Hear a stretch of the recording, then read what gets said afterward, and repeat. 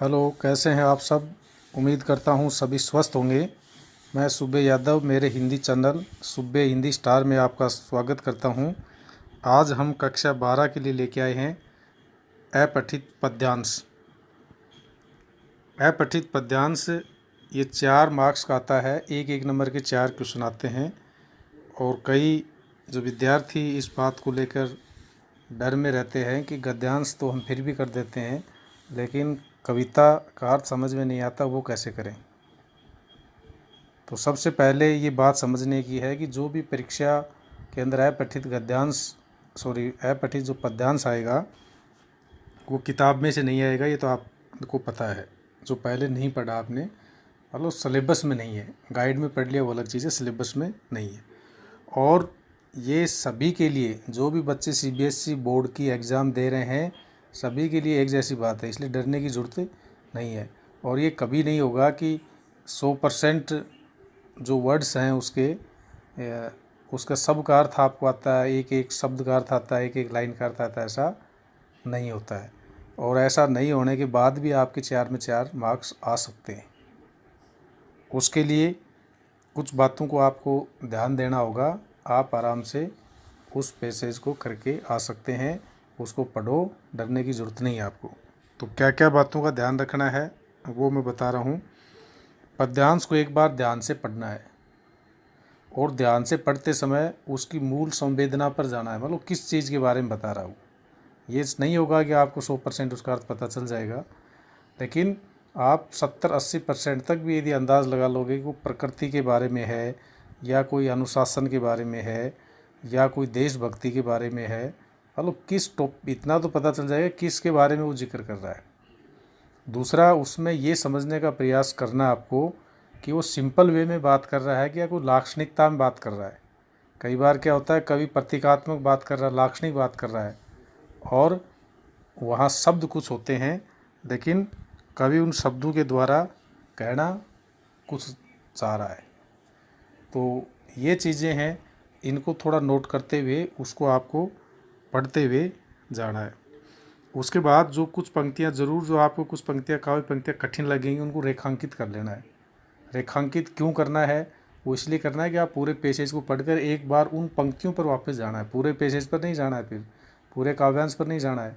और उनको दोबारा जब आपके समझ में आ जाए कि भाई इस टॉपिक को लेके ये शायद लिखा हुआ है, ये बसंत पर लिखा हुआ है, या देशभक्ति पर लिखा है, या वो ऋतु पर लिखा है, त्योहारों पर लिखा हुआ है, कोई भी टॉपिक आ गया है, तो फिर उस मूल बात को कनेक्ट करने का प्रयास करना है उस पंक्तियों से।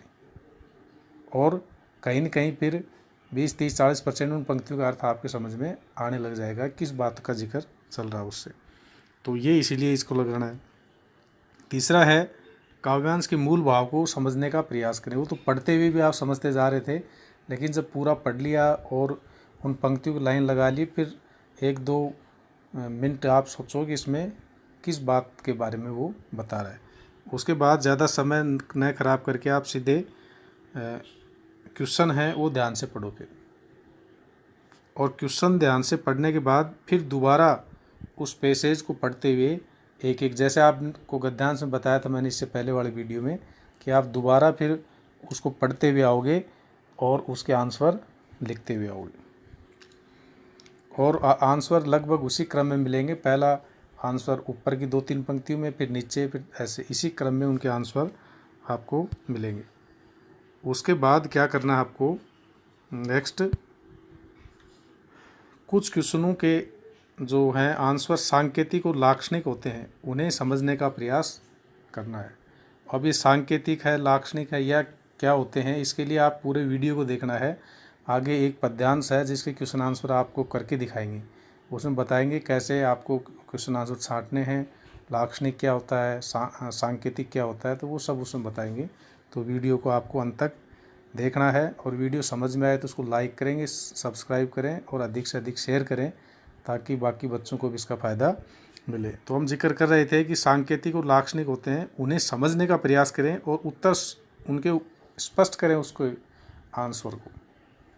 ये गद्यांश वाले क्वेश्चन नहीं है कि जैसे 2 लाइन है उसको ऐसे कैसे उतार दी।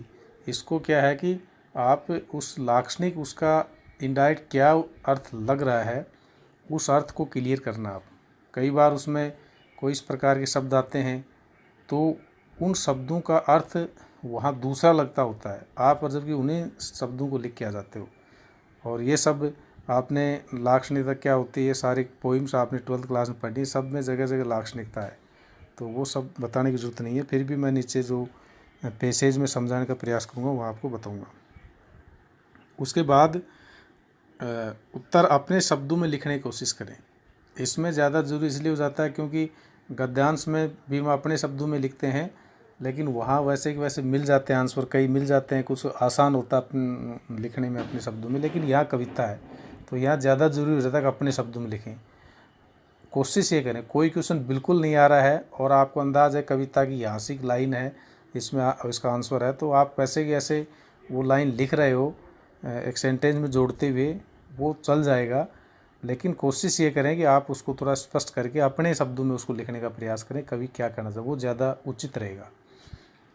तो ये इसमें आ गया। उसके बाद प्रश्न के इसमें भी वही है जो गद्यांश की तरह फालतू बड़े आंसर नहीं लिखे, बहुत बड़े घुमा के लिखने की ज़रूरत नहीं है। इसमें शीर्षक अक्सर नहीं पूछा जाता, मैं फिर बता रहा हूँ, इसमें शीर्षक नहीं पूछा जाता, गद्यांश पूछा जाता है, लेकिन फिर भी कई बार आ जाता है। तो उसके अंदर आप क्या करोगे, शीर्षक तो बिल्कुल आसान है, किस टॉपिक पर है वही आपको उसका जिक्र करना है, वो आराम से उससे पता चल जाएगा। और शीर्षक से वही है कि उसकी मूल भावना उसमें आनी चाहिए, शीर्षक से पता चल जाएगा इसके अंदर क्या बताया गया है। अब इस काव्यांश के बारे में बता रहा हूँ, आप काव्यांश को पूरा देखोगे तभी आपको ऊपर वाले पॉइंट समझ में आएंगे।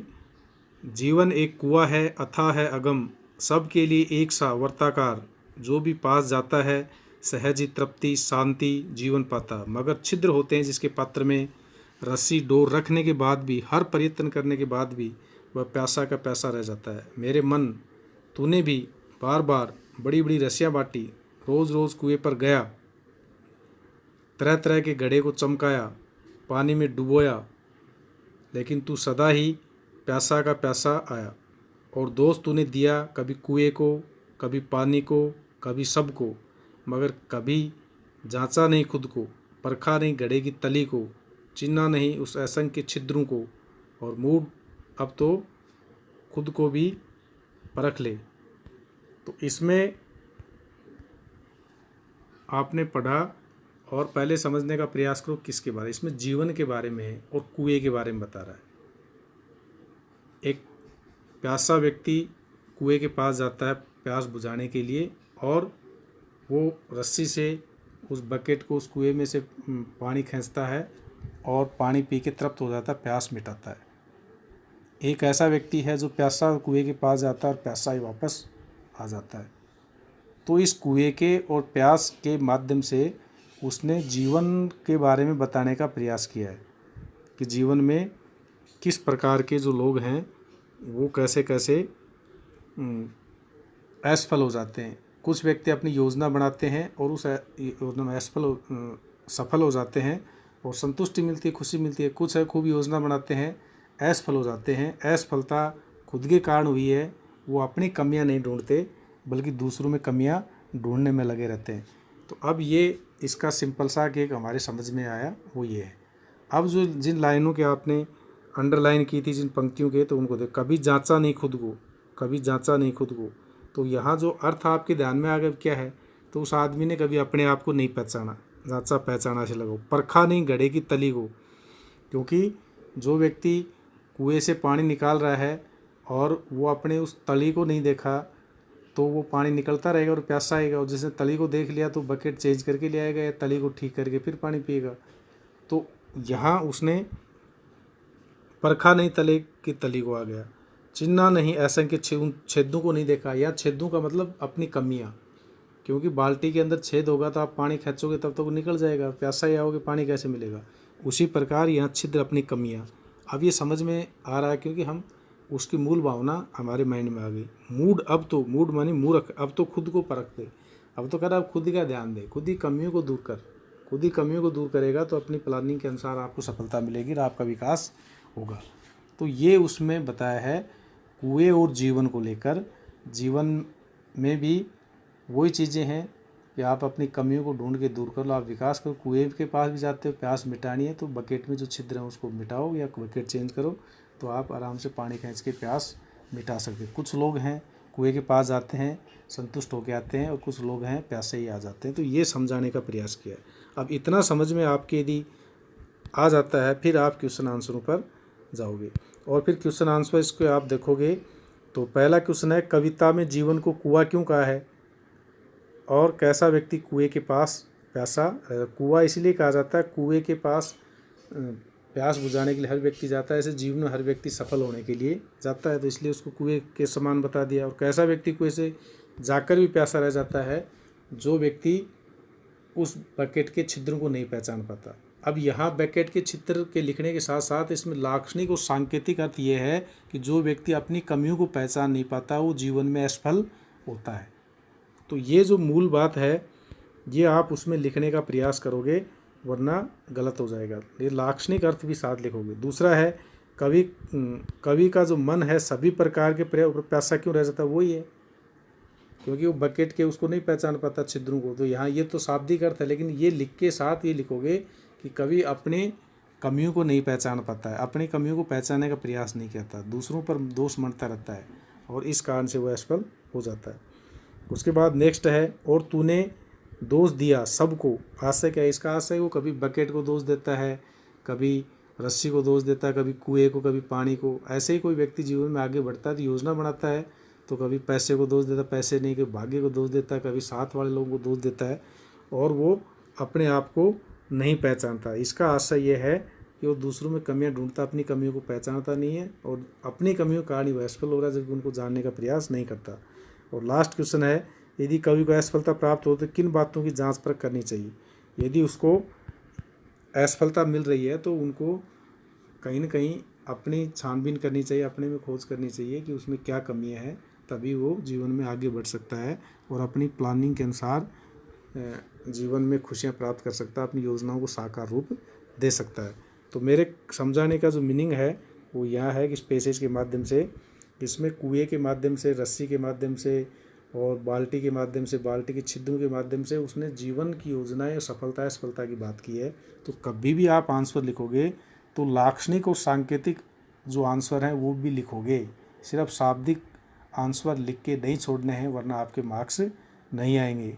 उम्मीद करता हूँ कि आपको अपठित काव्यांश समझ में आया होगा और आप सही आंसर लिख के 4 में 4 मार्क्स प्राप्त कर सकते हो। और नेक्स्ट कोई वीडियो लेकर मैं फिर आपके सामने हाजिर हूँगा। धन्यवाद।